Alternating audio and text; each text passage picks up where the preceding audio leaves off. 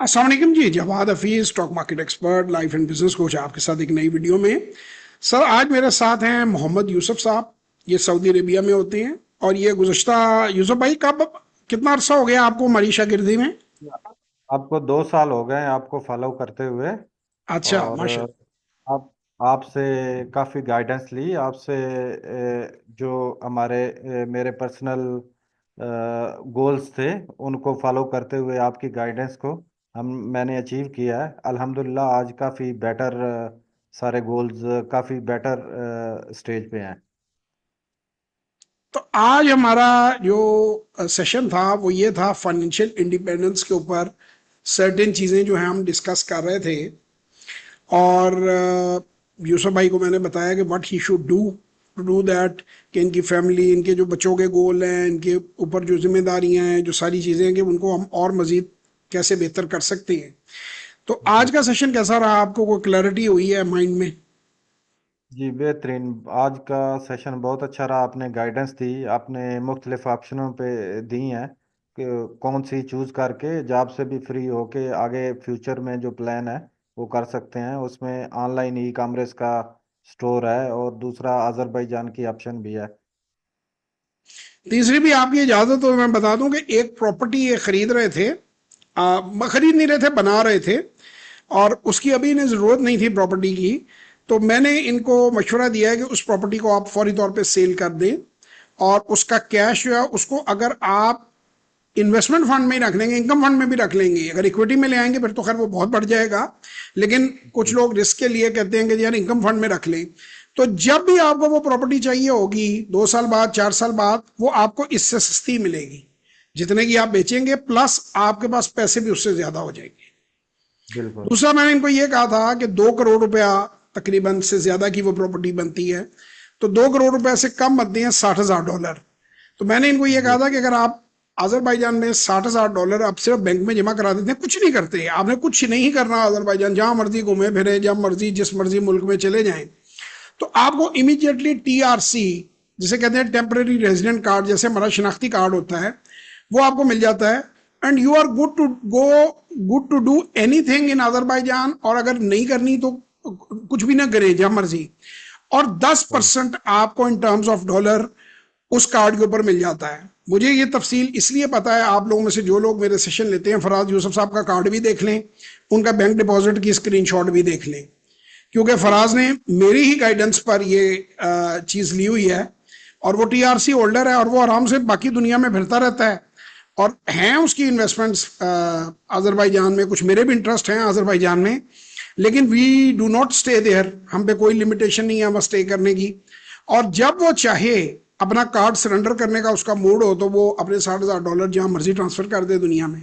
वो जब आप ट्रांसफर करते हैं तो पाकिस्तानियों के जहन में चालाकी आती है कि मैं ट्रांसफर भी कर दूंगा, उन्हें पता नहीं चलेगा। तो उनका इलेक्ट्रॉनिक सिस्टम में पता चल जाता है।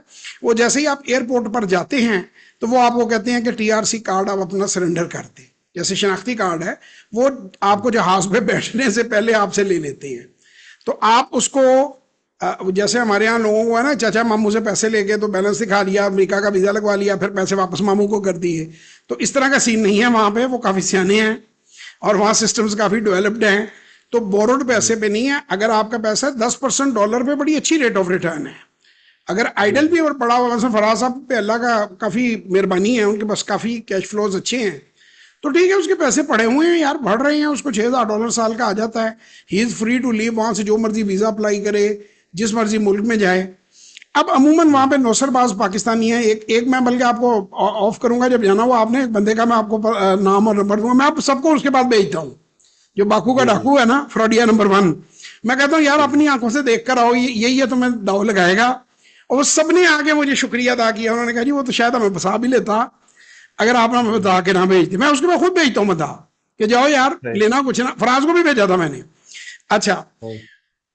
वो ये है कि लोग आपको प्रॉपर्टी में ट्रैप करेंगे, इधर उधर ट्रैप करेंगे। वो प्रॉपर्टीज की रीवैल्यूएशन करानी पड़ती है, उसकी वैल्यूएशन कम हो जाए तो बड़े मसले बन जाते हैं, आपकी टीआरसी कैंसिल हो सकती है। कैश वाली टीआरसी आपकी कैंसिल नहीं होती। और जब आप वीजे अप्लाई करते हैं ना, आपके पास जब टीआरसी होती है तो उनको होता है यार इस बंदे की इतनी, जैसे गोल्डन वीजा होता है तो बहुत सारी वीजे आपको मैंडेटरी मिल जाते हैं। तो यूरोप वगैरह के वीजे लेना, अमेरिका फर्स्ट वर्ल्ड के वीजे लेना बहुत आसान होता है। तो मेरी उन तमाम बेवकूफ पाकिस्तानियों से, इन्वर्टेड कॉमर्स में बेवकूफ बेवकूफ पाकिस्तानियों से ये गुजारिश है कि जो बेकार की प्रॉपर्टियां प्रॉपर्टी डीलरों के साथ लेके वो खुश हो रहे होते हैं मेरा प्लॉट 10 करोड़ का हो गया, जब आते हैं तो 1 करोड़ का भी नहीं बिक रहा।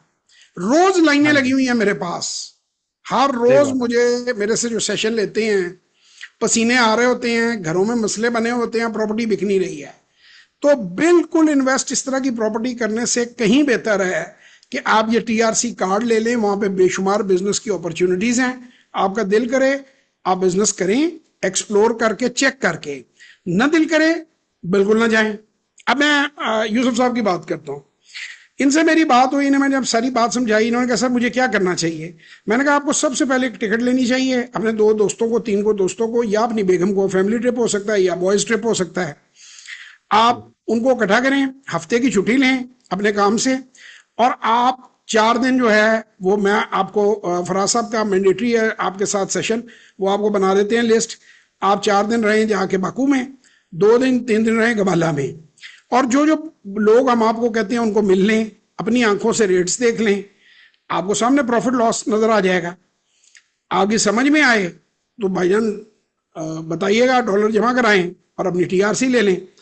अब अगर आपने टीआरसी ले ली, मियाँ बीवी चले गए, बच्चे चले गए, 6 महीने बाद साल बाद कहा कि नहीं सर दिल नहीं लगता, हमने वापस जाना है, हमने नहीं आ रहे हैं, तो भैया वही अपने पैसे टीटी टिक टिक करके अकाउंट में ट्रांसफर करो पाकिस्तान में, वहां से एयरपोर्ट पे उनका टीआरसी कार्ड उनको पकड़ाओ, जहाज में बैठो वापस आ घर आ जाओ।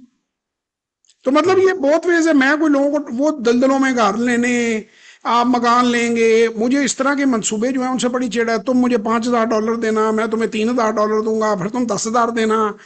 वो मकसद वो फ्रॉड फ्रॉड होता है। वो अक्षय कुमार की उम्र में नहीं, वो उसमें होता है वीडियो में, 2 तेरे 2 मेरे। तो मेरे वो वो वही वो बाकू में कर रहा है जी, आपको कनाल का घर ले दें, कभी मरले का घर ले दें। तो सही मतलब वो बात। फ्रॉड बाजियां जो हैं उनसे परहेज करें, अपना पैसा अपने अकाउंट में रखें वरना पछताएंगे। सही अगर बात। आपने अपना पैसा किसी के हाथ में दे दिया, वो पैसा लेके वो फुर हो आपका जाएगा। नहीं है, वो तो आपका वहां नहीं पे है। एक साहब बैठे हुए हैं बाकू में, वो कहते हैं वो देखो चिड़िया, अब ऐसे करके देखती चिड़िया, नीचे से फुर, और $60,000 गया।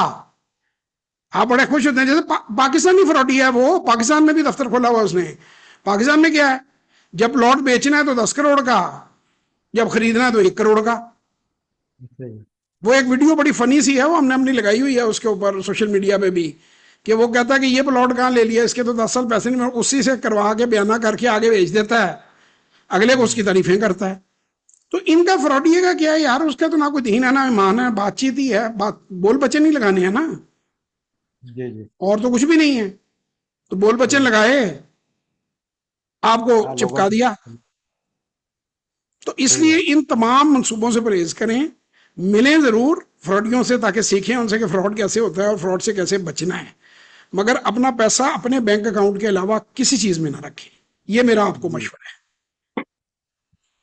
ठीक है जनाब, खुश रहें, अपना बहुत ख्याल रखें, बाकी जंग से ना घबराएं, स्टॉक मार्केट ठीक है, सेट है, आज चढ़ गई है। चिकन हार्टेड बंदे जो हैं उनकी रातों की नींद हराम हुई है, कुछ नहीं होता।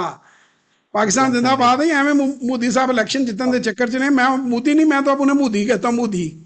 वो होते हैं ना हमारे वो ग्वाल मंडी वगैरह में मोदी जो चाकू लगा के फिर रहे होते हैं, तो वो जी मोदी जी। जो है वो ऐसे माहौल कर रहा है आप लोगों के साथ, और उसने अपने इलेक्शन जीतने हैं। इंशाल्लाह से इलेक्शन भी हारेगा और कुछ नहीं होता। और बाकी जो रात कब्र में आनी है ना, वो आ जानी है। एडा एडा मोदी को ना डरो, तुसी कुछ नहीं मोदी पुटदा साडा। खुश रहो, ख्याल रखो, अपने कामा कारोबार से तवज्जो दो।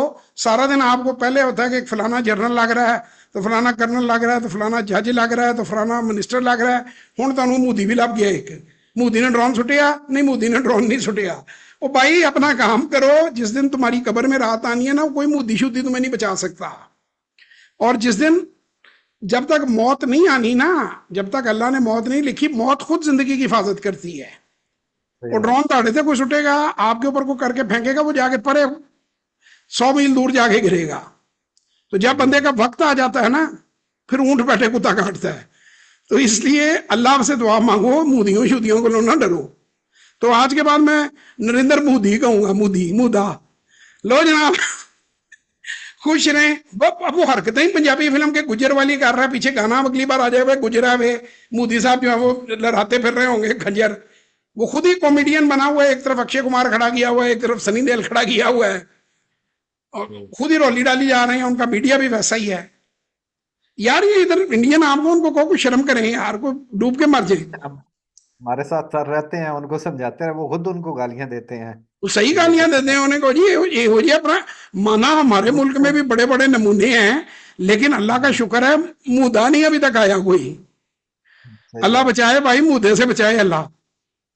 तो बहरहाल जी, बहुत सारी दुआओं के साथ पाकिस्तान जिंदाबाद।